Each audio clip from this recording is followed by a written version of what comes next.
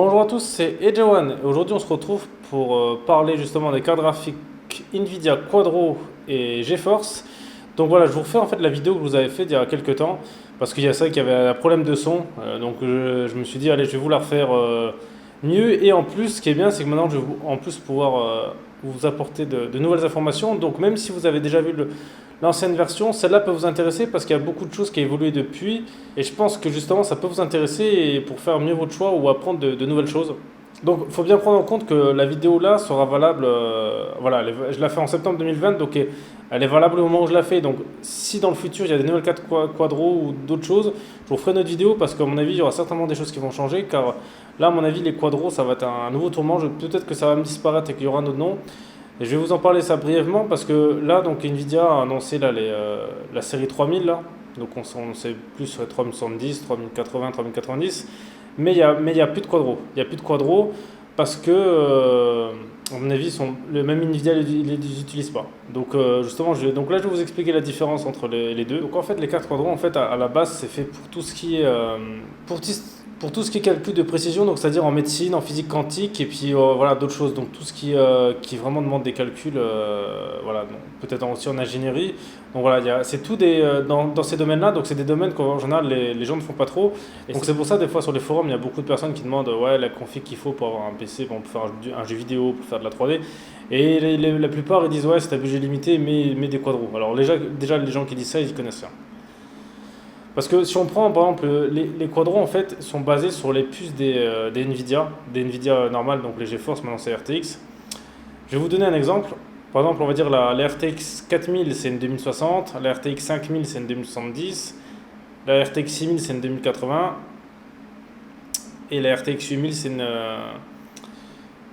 c'est une RTX Titan. Donc voilà, donc c'est basé là-dessus. Donc avant les RTX c'était les P, avant c'était quadro P4000, P5000, P6000. Donc voilà, ils sont basés là-dessus. Donc c'est-à-dire qu'en gros, c'est la même puce, sauf qu'elles sont un tout petit peu optimisées. Mais c'est-à-dire que par exemple, on prend une RTX 4000 et une 2060, il n'y a que, il y a que, il y a que 5% de performance à peu près en général en termes de pur calcul. Et en général, ce qui change en fait entre les deux, les quadros et les GeForce, hormis ça, c'est qu'elle chauffe moins, voilà. Mais pas un peu, mais pas de beaucoup. Voilà, elle chauffe moins, je crois qu'elle consomme aussi un peu moins.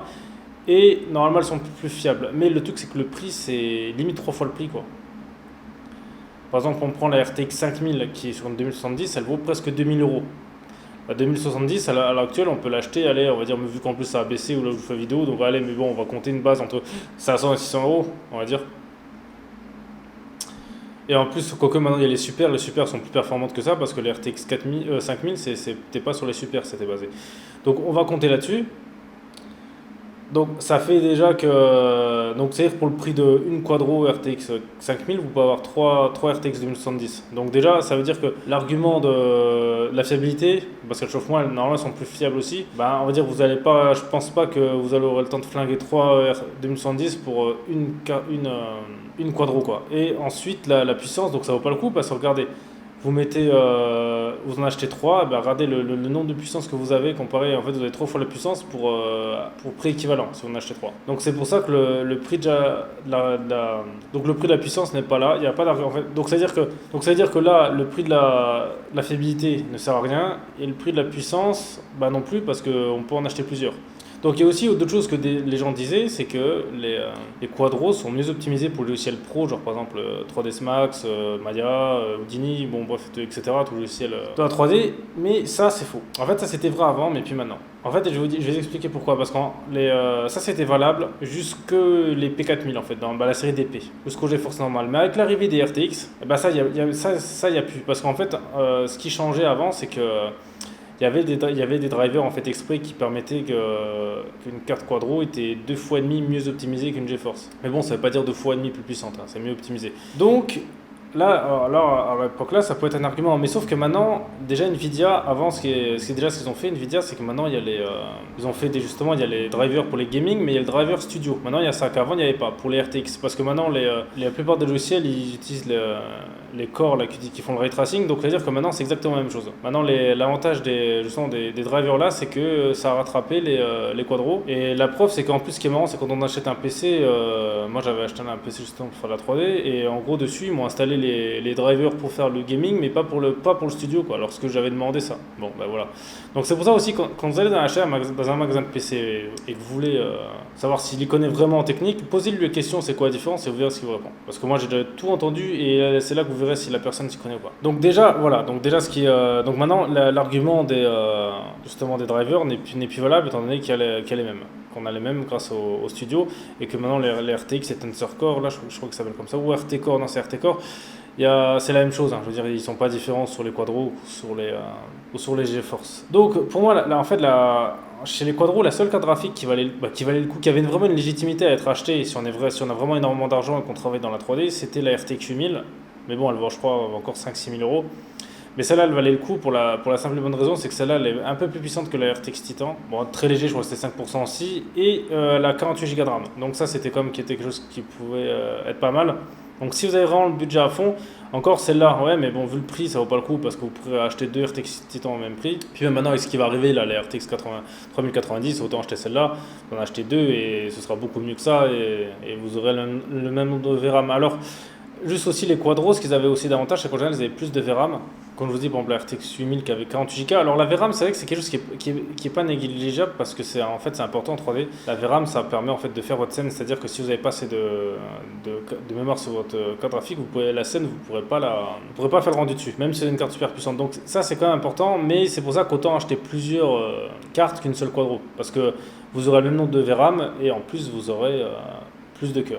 Après là, Nvidia, quand ils ont fait leur démo là, sur leur première keynote, là, leur conférence, ils avaient utilisé une RTX 8000 pour montrer le travail que ça faisait. Donc je vois que c'est la seule vraiment qui vaut le coup. Et aussi, c'est pour ça que le problème des quadros, c'est que je pense que ça va changer parce que déjà, vous voyez, en général, les quadros, chaque année, sortaient avant les GeForce. C'est pour ça qu'elles étaient plus chères aussi. Par exemple, comme je vous dis, la RTX 8000, elle est sortie, je crois, 4 mois avant la RTX Titan. Donc là, en général, elle sortait avant. Et là, ils n'en ont même pas annoncé. S'ils n'en ont pas annoncé, c'est parce qu'à mon avis, les gens doivent quasi plus en acheter. Parce que c'est vrai que pour le prix, ça vaut pas le coup. Alors, c'est pour ça que soit elles vont disparaître, soit alors elles vont être renouvelées et là, elles seront peut-être vraiment beaucoup plus puissantes. Et là, ça vaudra peut-être le coup. Parce que sinon, il y a de nos jours, ça sert à rien d'acheter une carte graphique pour faire des choses comme ça si on n'a pas besoin, à part pour ceux qui travaillent dans le monde les scientifiques ou dans tout ce qui est vraiment milieu pro, mais bon, en général, c'est réservé aux entreprises, ça, parce que ça, qu'on fait ça chez soi seul. Donc, alors, soit, c'est pour ça que ça va être la bonne question, soit ils vont arrêter, soit justement, peut-être ils vont que se concentrer sur le marché là et vont faire des cartes graphiques un peu différentes, un peu comme les Tesla pour les serveurs, soit alors ils vont vraiment changer de donne et vont vraiment faire un truc pour les logiciels, et là, ça vaudra peut-être le coup, mais c'est pour ça, les quadros, moi je vous dis, ça sert à rien d'acheter une. Celui qui vous dit d'acheter ça, c'est que il sait pas ce que c'est une quadro, quoi. Ils ont pas, en fait, leur seul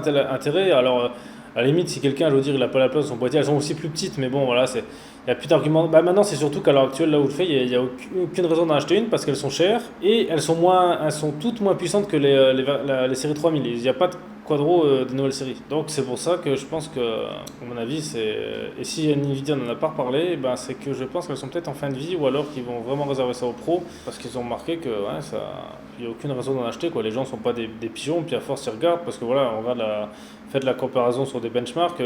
Les benchmarks, quand même, on peut prendre à l'époque de la génération 2000. Hein. Regardez sur les benchmarks, ils sont pas là, personne ne les utilise. Hein. Sur aucun logiciel j'ai vu de benchmark, moi j'ai vu une quadro.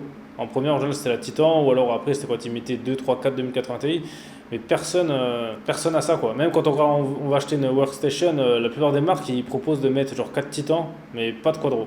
Il n'y en a quasi aucun qui propose d'en mettre. Je sais pas, en plus, les quadros, il y a aussi une question que je sais pas. Déjà, c'est est-ce qu'elle supporte bien le SLI? Ça, c'est un truc que je sais pas. Parce que c'est vrai que c'est très rare que je vois des gens qui font des SLI avec. Et ça, je suis pas sûr qu'elle. Peut-être qu'elles le font, hein, mais je suis pas sûr qu'elles le supportent. Parce que j'en vois jamais. Alors, donc, ça aussi, c'est quelque chose à prendre en compte. Donc, j'espère qu'avec cette vidéo, maintenant, vous en saurez un peu plus. C'est que là, normalement, le son devrait être mieux que celle que j'avais fait avant. Et que vous ferez votre choix. Donc, pour résumer, à moins que vous travaillez dans le domaine scientifique, une quadro, ça vous servira à rien du tout. Et autant, justement, là, gardez l'argent que vous avez économisé pour soit en acheter plusieurs cartes graphiques ou un processeur encore plus haut de gamme.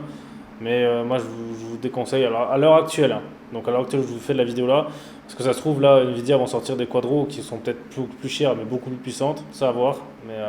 Mais sinon, je vous invite aussi à regarder ma vidéo que j'ai fait pour comparer les nouvelles cartes graphiques qui sont sorties, les 3070, 3080, 3090, pour savoir aussi laquelle est le mieux. Si vous travaillez dans le domaine de la 3D, je vous explique aussi laquelle choisir. Parce que ça aussi, c'est important. Et que le milieu de la 3D en France est vraiment très mal desservi, c'est-à-dire que pour trouver un rationnement qui vaut quelque chose, c'est vraiment compliqué. Et sur les forums, trois quarts, en fait, les gens ne travaillent pas là-dedans, c'est ça, les gens, la plupart, n'ont jamais rien fait là-dedans et donnent des conseils sans savoir.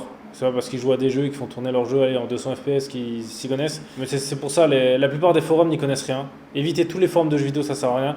Donc si bon, vous avez une question là-dessus, justement, dites-le moi dans les commentaires, envoyez-moi un message sur Insta voilà, peu importe, je vous y répondrai avec plaisir parce que c'est un milieu moi qui m'intéresse beaucoup, donc puis même j'ai aussi du matériel là-dedans, donc je sais de quoi je vous parle. Ou sinon, quand vraiment vous avez un doute dans votre PC, vous voulez vraiment un PC monstre, essayez de vous renseigner sur les PC que les gros studios utilisent. Et là, vous verrez, vous aurez une base de configuration. Vous aurez une base, vous saurez quel type de pièces ils utilisent. Et là, vous verrez qu'en général, tout le monde met des. Maintenant, ça a de la 3090, la reine, à moins qu'il y ait des nouvelles cartes. Parce que la 3090, son seul défaut, c'est qu'elle est un peu grosse. Et je pense que faire d'en mettre 3-4, ça risque d'être un peu compliqué, je pense. Donc voilà, c'était Edge One. Et on se retrouve très prochainement pour une prochaine vidéo.